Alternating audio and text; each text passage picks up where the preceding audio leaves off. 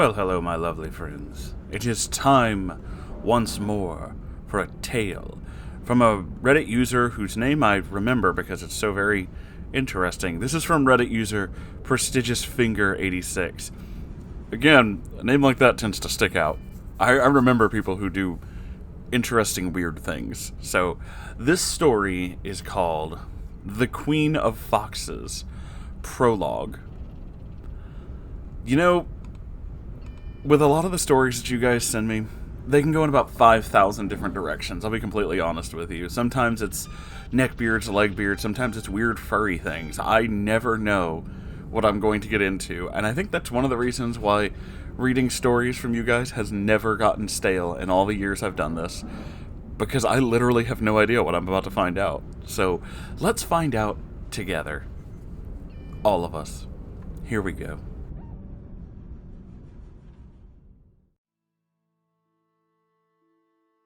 Dear Moonhorse and the Celestial Herd, hello.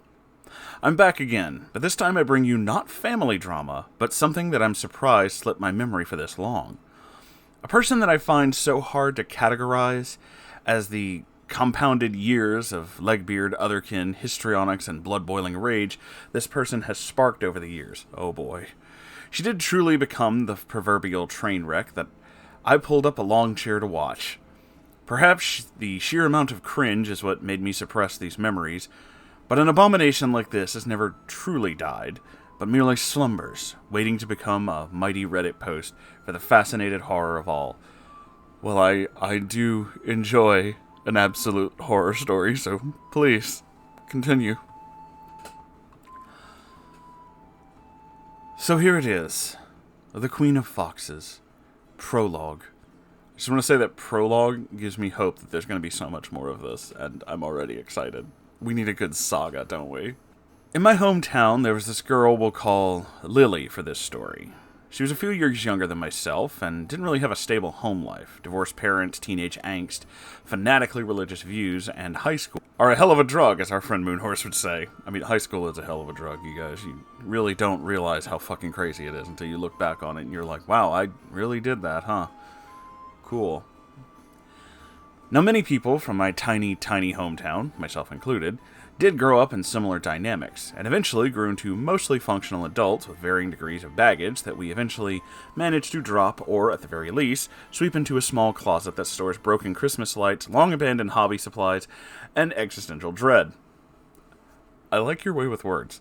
But in Lily's case, neither she nor her parents possessed enough emotional maturity to make such a future possible. My first dealings with Lily started in high school. It was the end of my junior/start of my senior year, and, because it will be relevant later, I just finally gotten out of my first relationship that was very sexually abusive, and I was just starting to realize the amount of trauma I was dealing with, because I finally started to realize what had happened to me over those 2 years. I was very, very far from okay, even if some of my so-called friends didn't understand how you could be, word I can't say on YouTube, even though it's incredibly relevant to this story. Thanks again, YouTube. In a relationship if you had already had consensual sex before, which of course made you a whore in the ultra-conservative mindset of many of the residents of this small town. So you have secretly enjoyed all the humiliating and painful things said abuser did. Don't you just fucking hate communities like that? Oh, you must have enjoyed it. Fuck you. Just fuck off. But enough heavy stuff. This is about the self-proclaimed Queen of Foxes. Oh, she called herself that. Okay. Who is as entertaining of a dumpster fire as anything that may be found between the pages of TMZ. Really showing my age there. I mean, I recognize what TMZ is, so I feel that. Anyhow, Lily's mom Jan worked at the school, and we had a friendly enough relationship. Unlike other people around me, she didn't blame me for what I had been through, but sympathized and was trying to help me sort through my thoughts and feelings. She was afraid that Lily was going down a similar path that I had, and asked if I could take an interest in her and see if maybe I could help. In hindsight, while I appreciate the sympathy and a ready listener, I now doubt her reasons for it when coupled with the request to take a big sister role with her seemingly troubled daughter. Lily, like myself, was of an artistic, non-conforming bent. I did mention my red velvet vampire phase in high school in a previous story. And while bad grades, meltdowns, and doing everything possible to piss off your parents is pretty par for the course for many teenagers, the sheer drama levels were sky high for Lily and her mother. One of the reasons being that Jan was a very devout born-again Christian. And while I'm not trying to be condescending to anyone's religion, like I was the amazing atheist, again showing my age there, again know who that is, as well as many other things, so feel that. But the problem it made was that Jan wouldn't look into any kind of secular therapy or counseling for one or both of them, but only religious counseling, which, to be frank, composed mainly of being told what horrid people they were and needed to repent before the evils of Hot Topic, Amy Brown, and Dungeons & Dragons sullied the purity of curious teens. Satanic Panic style. Oh, I'm well aware of religious therapy. Quote unquote. Yeah, it's not a good road to go down. Seriously, see an actual therapist. Don't just go to the church. That doesn't work. Thusly, it seemed Jan thought it was best to turn to a traumatized 17-year-old for help with Lily's teen angst and assurance that she wasn't to be blamed. Jan really was relying on me emotionally as much as I was her. I did spark up a friendship with Lily, and while at first it seemed we would do and talk about normal stuff, her teen angst wasn't very unusual. Mom didn't understand her as a free spirit with a dark and mysterious soul that had to be expressed in art and writing. I'm betting you can guess what kind of writing. I'm going to say fanfiction. Yes, fanfiction. I didn't even have to read ahead for that, I just guessed. Along with a few painted animal skulls that served as candle holders and charcoal sketches inspired by The Crow. My god, I'm really feeling the age here. And I was, and am, not in any position to judge a moody teenager. Let he who hath never donned a black trench coat trying to be an interesting lost soul and 6 pounds of black eyeliner cast the first stone. Totally understand this. I grew up in South Louisiana during the gothic fiction of Louisiana phase. You know, your Anne Rice and so on. Yeah, no, I definitely know how that is. Lily's true problem lied in the sheer levels of drama she and everyone around her brought the slightest disagreement. For example, when Lily and her mom were going to go somewhere, I don't remember where, but Jan didn't like what she had chosen to wear. Not her usual hot top clearance shelf stuff, but more of a boho style with flowy flowered skirt and wide laced up belt, not unlike something that might be worn by a Renaissance fair if you didn't have a costume. Sounds fine. It had exploded into a screeching argument about appropriate clothing and ended with Lily calling me in floods of tears, of literally wailing for me to come pick her up and take her to my house. She screeched so loud that I had to hold the phone away from my ear, lest my eardrum be permanently damaged, and the level of histrionics would have been more appropriate for reporting an axe murder breaking in. Seriously, I think the only other time I've heard screaming and wailing like that was from the videos people took of 911 calls. Lord. I did go over and act mediator between Lily and Jan. They didn't make it to where they were supposed to go that day because of the impromptu family therapy session, and it all ended on a pretty bland note. Nothing had been resolved between the two of them, and the general feel of Band-Aid being put over the situation until next crisis, and I have to admit I felt rather shitty about not being able to help. But I was still a teenager myself, trying to do something that more than likely should have been handled by a professional with actual counseling expertise. Yes, absolutely. The fact that they tried to put you in this adult role as a child who is still learning things about themselves is really fucked up. That is not okay. Now, if this is all sounding like Lily didn't have an easy time of it growing up, you'd be correct, which is why I stuck around for about a year. In that time, there are 2 or 3 other screeching telephone instances that also yielded the same result, trying to act as a mediator for whatever ultimately petty reason set off the rivalry, and as that year went on, even my teenage hormonal-ridden adolescent brain began to see this whole setup was just a toxic situation that both were mutually feeding off of and were dragging me into it. Misery does love company, doesn't it?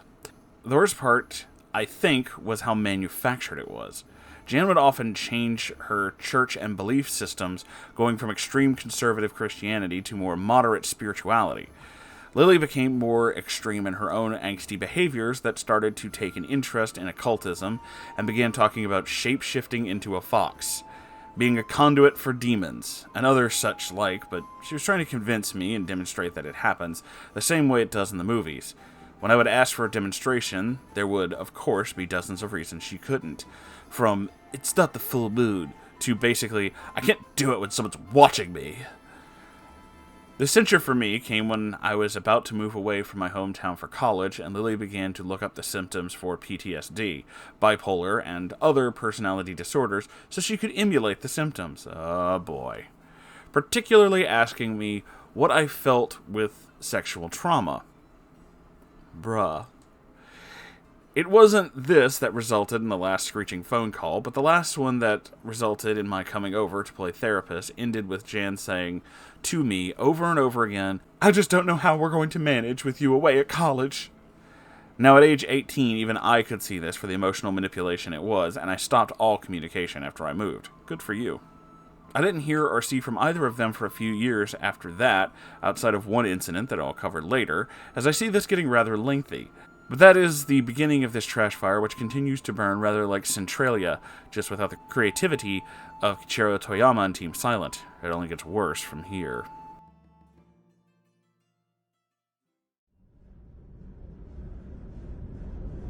Well, these are some broad overviews, and this does sound like an interesting story going forward, and I'm honestly wanting to know more. I want to know what exactly is going on in all of this, to be completely honest with you. Your thought process of them doing this whole kind of like, you need to be the adult between the two of them making this relationship work, even though Jan is clearly the mother and the adult in this situation and should be trying to make this work, is spot on. This is someone who has kind of an emotional immaturity. This is just, again, my, layman's look at things. I am not a professional. I don't have any kind of, degrees or whatever. This is just me saying what I see. And it does sound like Jan was constantly looking for something to affirm the way that she feels and the way that she wants things to go. And Lily is kind of feeding off of that. This is someone else who wants someone to confirm the way she feels and the way he wants things to go. The difference is that Lily is a teenager, and this kind of, pushback, lashing out against whatever your parents want you to do, this whole, being the eccentric goth weirdo with, like, the things, the otherkin tendencies and all this other shit, again, makes sense as a teenager. So, for example, I've talked about how I think the whole furry and otherkin thing can be hilarious, but it's when people decide to do this as adults specifically and go off the deep end. I've met several furries, and in fact I have friends who are just completely stable individuals who are just, whatever, into this subculture. That's fine. Whatever. You're normal people. This is just a thing you like. Okay. There are grown men who dress like Jedis because their favorite thing is Star Wars. I can't judge a Pella for wearing a weird costume. I go to the Ren Fair every year. Fuck it. But it's the ones who go way off the deep end. The ones who want to be perpetual teenagers. The ones who, in the otherkin circles, believe that they actually are these animals, and they're well into, like, their 20s and 30s. Specifically around early to mid-20s. I'd say around 22, 23, and then onward, you should probably start growing out of that stuff. Because, come on, man. It's one thing to pretend. It's another to try and drag everybody else into it. Teenagers, as I'm sure a lot of you have noticed, I try not to cover stories about neckbeards, legbeards, and other strange individuals on the internet who are specifically teenagers. Teenagers will fake shit and do weird shit for attention. And it's mainly because they're still learning how to be people. Lily is doing a lot of this shit, obviously, for attention. They really like OP's attention, and they want someone in their corner. And the whole, over-the-top goth occult hot topic thing, yeah, again, I know how that was. I was, like, mid to late teenage years, almost early 20s, when a lot of this stuff was resurging. The Anne Rice stuff started when I was a very early teenager, so I was, like, maybe 13, 14, so I was still kind of into that, and I did kind of go really goth punk style as a teenager, specifically after I got away from a bunch of neckbeards. I kind of veered towards beardom and then back away from it, thankfully. And that also went, like, more you know, you see that stuff when you're in your 20s. It's just a thing. Specifically because at that point, when you're a teenager, unless you're, you know, given the kind of allowance that is given to you by parents who have a shitload of money and really just want you to buy stuff and not bother them with things, a lot of the goth punk kids that I knew growing up, we were all really fucking poor. So a lot of times it was just, you know, we're totally aware of the fact that you can get these really fancy makeup kits and clothes from Hot Topic, but I have $7 and that's all I've had for almost a month. And so yeah, it's dollar store eyeliner and shit like that. I can understand trying to find someone who empathizes with your strange looks and the way that you want life to be and your outlook and all these other things. Especially as a teenager, you feel alienated. There's all these new emotions happening and you don't know exactly how to feel. Like, you feel this weird disconnect from everything that you used to know. Growing up was just a thing and you didn't think about it. Now all of a sudden there's all this pressure on you because of school. So again, Lily acting out, while definitely over the top, you know, this is a little much, is also not totally unexpected. She is a teenager. The mother, on the other hand, at this point you're an adult. You have a child who is almost an adult themselves. You really need to stabilize your shit and start working towards, you know, things to get better. Now, don't get me wrong, it's not the idea that you as an adult can never falter and never have problems. Everybody has problems. But the fact is, as an adult, if you have said problems, you also have the intelligence and the, you know, capability to try and correct these problems, to do something about it. A lot of kids and teenagers really don't. And a lot of times they don't want to tell their family that they're having these issues because they're embarrassed by it. But Jan is an adult and really should have done something, you know, as an adult. Not recruit a second teenager to try and fix the daughter. Because OP was a teenager and that's not what they do. You need to talk to an actual professional about stuff like this. That being said, this story does sound like it's going to go to a whole host of different places, and I'm on board. I want to know more. The Queen of Foxes bit continues to stand out to me. I need to know where that came from, especially because it's a name she gave herself. Like, oh, do go on. I need to hear more about this. So, you know, Prestigious Finger, if you wish to share more, and I certainly hope you do, please do. And as for the rest of you, thank you for watching. Please, you know, the YouTube thing, like, comment, subscribe, all that good crap. I have a Ko-Fi and a merch store, and I would greatly appreciate you checking those out. It helps keep this channel going. But if you can't, I also understand that too. Times is hard for everybody. Sucks being poor, right? Believe me, I know.